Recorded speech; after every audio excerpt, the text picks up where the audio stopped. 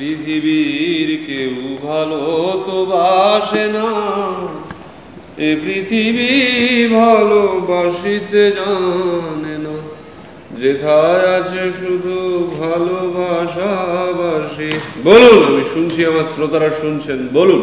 Lord Canning এর বিশ্বাস ক্রমশ দৃঢ় হতে থাকে যে এক প্রকারের আতঙ্ক জনসাধারণের ভেতর ছড়াচ্ছে এবং সেই আতঙ্কের পরিণতি তীব্র ঘৃণা ও আক্রোশের তুলনায় বহুগুণ ভয়ানক। এক অদ্ভুত গুজব প্রচারিত হচ্ছে ব্রিটিশ আমলা মহলে, এবং সেই গুজব যদি সত্যিও হয় তার কুল কিনারা বার করতে অতি অভিজ্ঞরাও অক্ষম। কি ছিল বলতো সেই গুজব? আমি লর্ড ক্যানিং এর সময়ের কথা বলছি। কি ব্যাপার কি মিয়া, হঠাৎ করে ভ্যানিশ, আবার হঠাৎ করে আবির্ভাব? তুমি জানো না, তোমার শ্রোতারাও জানে না, সব ভুলে গেছে। আরে কি ভুলে গেলাম বললেই না তো, কিছু ভুলবোটা কি? কত ক্যানিং এলো গেল, মনে থাকে নাকি? ক্যানিং থেকে গোসাবা। এবার বলো কোথায় যেতে চাও? সোনাখালী, সজনেখালী নাকি নেতি ধোপানি? কতবার সুন্দরবন গেলাম কিন্তু বাঘের দেখা পেলাম না। তাহলে গুজব গিয়ে দাঁড়ালো সুন্দরবনে বাঘ আছে। কেমন দিলাম সাজা? চ্যাটাং চ্যাটাং কথা বলতে পারলেই তো সব হয় না। 1857 সালের সিপাহী বিদ্রোহের পূর্বে এক গ্রাম থেকে আরেক গ্রামে পাঠানো হতো চাপাতি। ব্রিটিশরা প্রথমে বিশ্বাস করে, ভেবেছিল গুজব। আমাদের জেলায় প্রথম চাপাতি আসে শাহজাহানপুর থেকে, লিখেছেন উইলিয়াম এডওয়ার্ডস।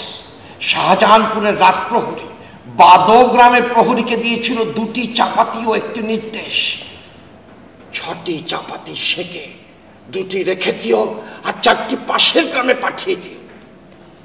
এডওয়ার্ডস আরো লিখেছেন যে ওনার দৃঢ় বিশ্বাস যে শুধু উনি নন, কেউ, এমনকি গ্রামবাসীরাও অনুমান করতে পারেনি তার অর্থ। মেরাটে যেদিনকে ছড়ালো বিদ্রোহীদের কোলাহল, সবাই নিমেষে বুঝে গেল চাপাতির অর্থ হলো পরিষ্কার।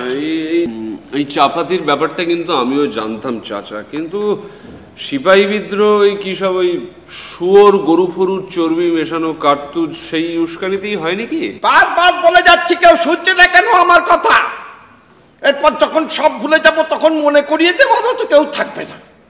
কি করবে তখন তোমরা? খেপে যাচ্ছ কেন? এনফিল্ড কার্তুজ প্রচলনের বেশ কিছুদিন আগেই শুরু হয়েছিল চাপাতি বিতরণ, পরে নয়।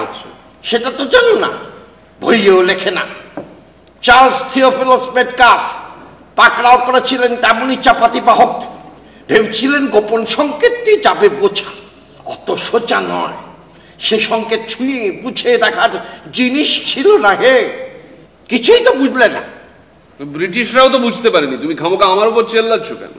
ভাবলাম জমিয়ে গপ্প শুনবো, তখন থেকে শুধু খিচিয়ে যাচ্ছ। বয়স হয়েছে, অসুস্থ, ভুলে যাচ্ছি সব। কি রেখে গেলাম জানি না তো। 100 বছর ধরে অনুগত যে সিপাহী, তারা যখন বিদ্রোহ করে বসল তখন তাদের মেজাজ কতটা পাল্টে গিয়েছিল জানো?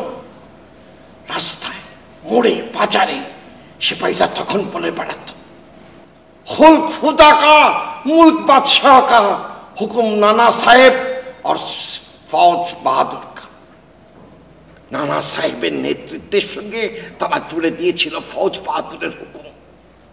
অথচ সেই একই সিপাহী বছরের পর বছর ধরে ব্রিটিশ ক্যাপ্টেনের নির্দেশে নির্দ্বিধায় প্রাণ বিসর্জন দিত। মুল্ক বাদশাহ মোহাম্মদ বাহাদুর শাহ, তাকে তো সিপাহীরা হিন্দুস্থানের বাদশা জাহির করে দিল্লির গদিতে বসিয়েছিল। তার দাড়ি ধরে টানাটানি করতেও বাকি রাখেনি। কয়েকজন তো আরে বুদ্ধে বলে ডাকত। সম্বোধন কথাটাও খাটে না। ঐক্যের বাঁধলামোটা বুঝলে, জোট বাঁধলে ক্ষমতাটা কিরকম দাঁড়ায় বোধগম্য হলো তোমার?